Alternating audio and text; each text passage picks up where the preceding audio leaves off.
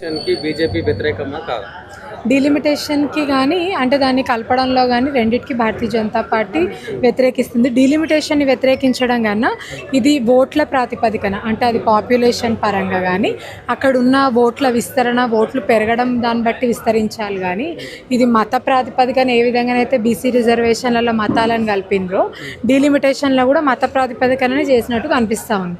దానికి భారతీయ జనతా పార్టీ వ్యతిరేకిస్తూ ఈరోజు అనేకమైన ఫామ్స్ మా కార్యకర్తలు అందరూ కూడా వచ్చి ఏ విధంగా కావాలో ఎట్లా కావాలో దానికి సంబంధిస్తూ వివరణ కూడా ఇవ్వడం జరుగుతుంది.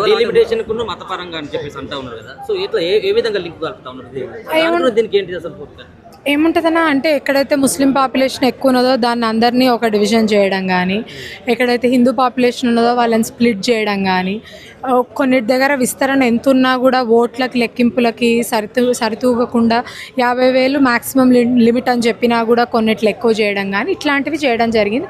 అవన్నిటిని పార్టీ గుర్తించి కార్యకర్తలు గుర్తించి దాన్ని వ్యతిరేకిస్తూ వివరణ ఇవ్వడం జరిగింది. అఖిలపక్ష సమావేశం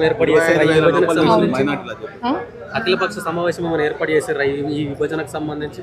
అఖిలపక్షం ఏం అవ్వలేదు కదా. ఇప్పుడు ఈరోజు కార్పొరేటర్స్కి కూడా వాళ్ళు ఏ తీరుగా డివైడ్ చేస్తున్నది అన్నది కార్పొరేషన్లో వాళ్ళు ఒక భాగమైన వాళ్ళకు కూడా తెలియదు. ఈ రోజు దాకా వాళ్ళకు ఒక మ్యాప్ కూడా ఇచ్చింది లేదు. ఈ రోజు వాళ్ళ కౌన్సిల్ మీటింగ్ తీసుకున్నారు. సో ఆ కౌన్సిల్ మీటింగ్లో ఏం చెప్తారో తెలియాల్సి ఉంది.